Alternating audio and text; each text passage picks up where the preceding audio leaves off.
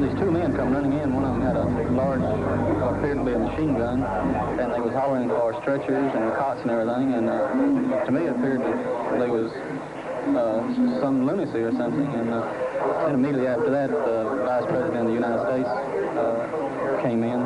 He was very pale. Some Secret Service men was walking him in at the time.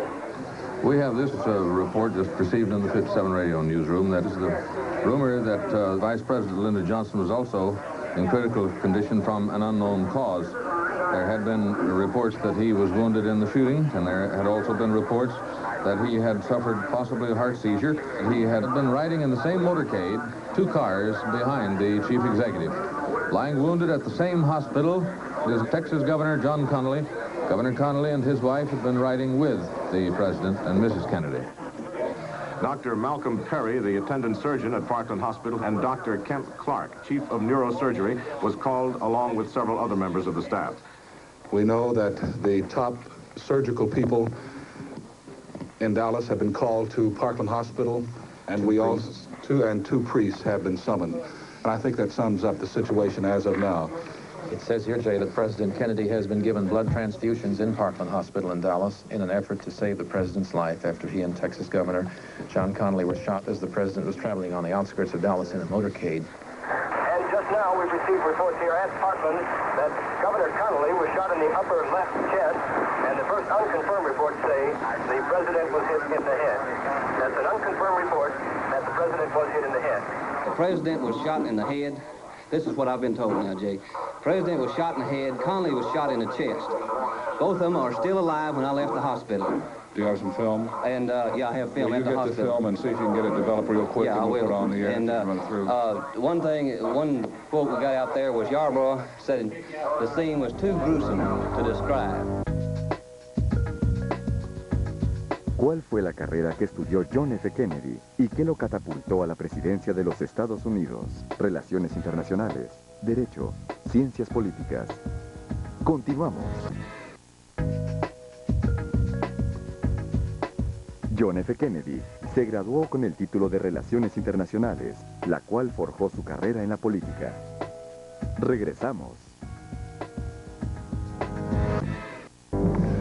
May I have your name, please, sir? Bill Newman. And this is Mrs. Newman? Yes. Tell me what you saw and what you felt. What happened to you? We were just in front of the triple underpass on Elm Street, and we're at the edge of the curve, getting ready to wave at the president. But the president's car was coming towards us, and we heard the first shot, and the president, I don't know who was hit first, but the president jumped up in his seat, and I thought it scared him. I thought it was a firecracker, because he looked, you know, fear. And then as the car got directly in front of us, well, a gunshot apparently from behind us hit the president in the side of the temple. And President Kennedy reached up and looked like he grabbed his ear, and blood just started gushing out. My husband said, "Quick, get down," and I grabbed the baby and we ran and laid down on the grass, and I got on top of him. It was just right by us when it all happened, just right in front of us.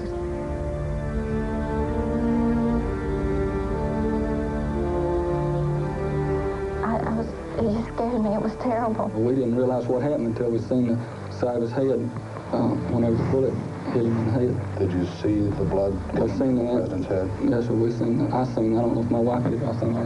Oh, yes, sir. It was awful. It is awful. Reporting once again from Parkland Hospital, we've just been told that Vice President Johnson was not injured, nor had he had a heart attack, as had been reported from some sources.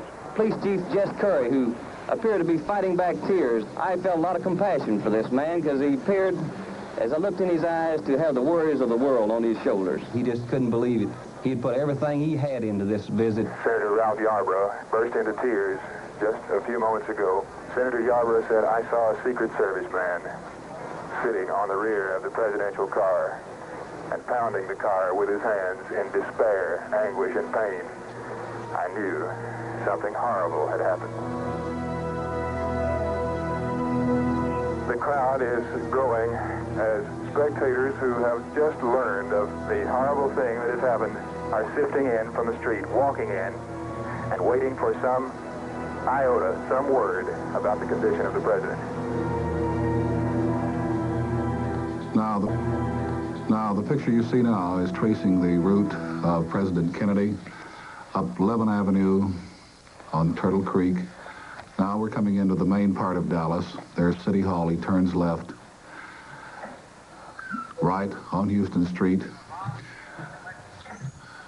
and right there is where the president was shot. The films that you have just seen. The trade mart up the top of the picture is where he was set to give an address at 1 o'clock, incidentally.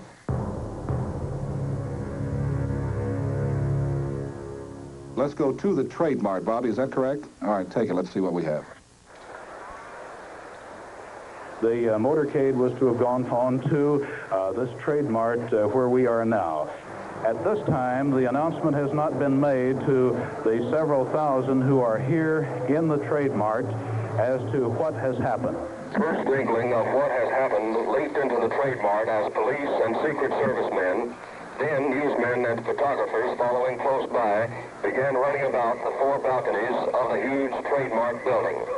Up until a few moments ago, perhaps no more than 50 or 60 people in the huge crowd of some 3,000 knew what has happened.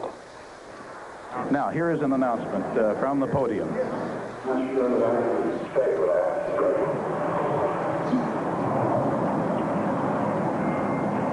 feel a little bit like some martyr.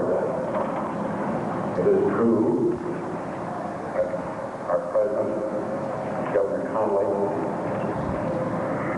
the motorcade, have been shot. We do not know how seriously. Our reports are scant. They're difficult to get. We shall tell you as much as we know, and so that we know anything. Thank you.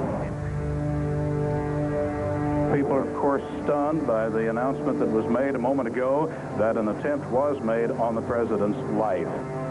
The report is that the attempted assassins, we now hear it was a man and a woman who fired the shots, were on the ledge of a building near the Houston Street underpass.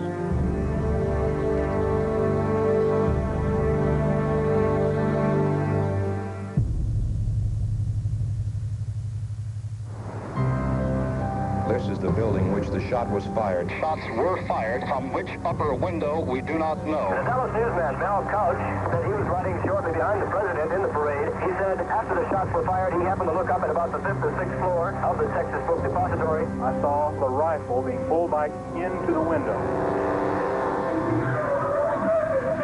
You saw a man up to that floor, the guy was.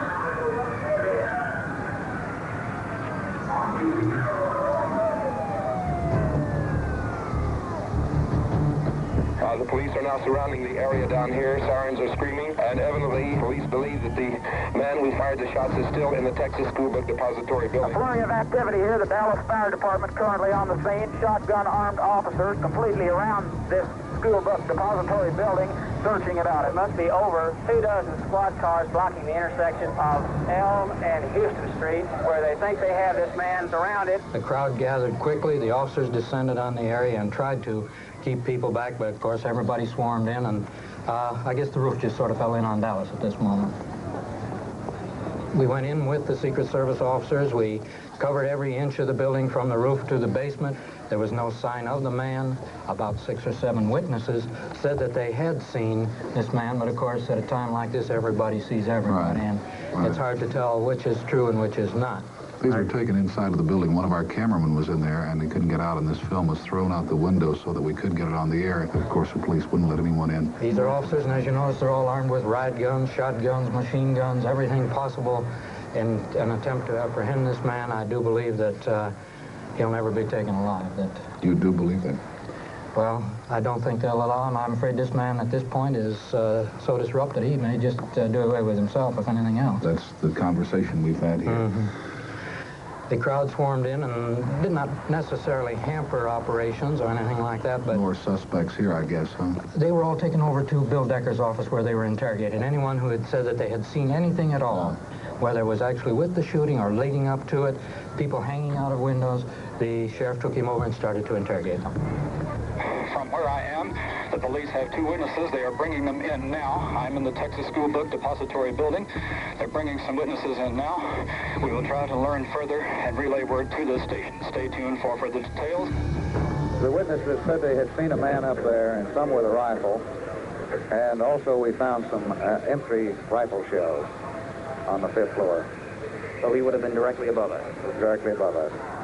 Joe, Jerry Hill with the Dallas Police Department just leaned out a window there. It looked to me like he was on the 4th floor and told police to call the Dallas Crime Laboratory to the scene. Apparently they found some shells there in that room here in the Texas School Book Depository building. I believe on the 4th floor in the police crime lab, currently en route to the scene as the search continues. Well, has the police department taken any precautions against such an incident? We thought we had taken all of the precautions that were necessary. But this particular building was not covered as there were a lot of other buildings. The weapon has been found. I do not have the exact make of it. They found it on the 6th floor of this building. I've just learned that. We have a bit of information more about the rifle. This rifle is of a 6.5 millimeter size. We understand this is roughly equivalent to a what we know as a .30-30 caliber. And we understand that there is one live round of ammunition found in the rifle when it was recovered from the 6th floor of the building from which the assassination is believed to have taken place.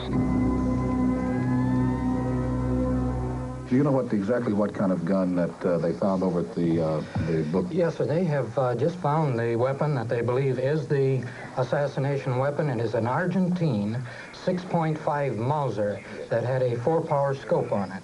Also, in this same area, they found a bag of chicken. They found several bottles of soft drink. Yeah. In other words, the man had been planted there for some time. He could have been there for quite some time. Yes, sir. I assume that he'd been there for possibly overnight because he did have several things there to eat.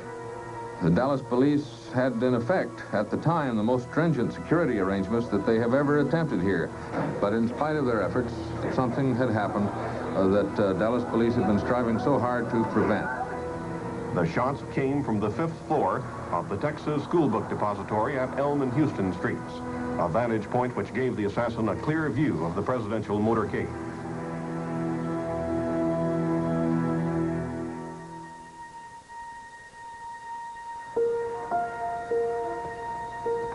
What was a wonderful welcome in downtown Dallas has become a scene of indescribable horror as hundreds of people crowd outside the back door to the emergency room here at Parkland Hospital. Faces are ashen white, and people are wondering, is our president going to live? And two priests have just been sent in to the room with the president. When I walked into the emergency room and saw there, lying on the portable table, the President of the United States, he was covered with a sheet, but I removed it, I'd say halfway down his face in order that I might administer the rites of the church to him. His eyes were closed. Mrs. Kennedy was there during the time that I administered the sacraments to the President, and after that she left the room, as I also did, and I spoke to her in the corridor, the adjoining corridor. I expressed my sympathy to her and the sympathy of my parishioners, and she thanked me for doing so and asked me to pray for her departed husband. I assured her that I would. So I was stunned at what had happened. I don't see how I could forget that moment for as long as I lived. Malcolm Kilduff, the acting press secretary on this particular tour for Dallas, has been briefing the press as the situation progresses. Malcolm Kilduff said, "This is one briefing I never thought I'd give." About, I beg your pardon? Let's go back to the network now and see what they have.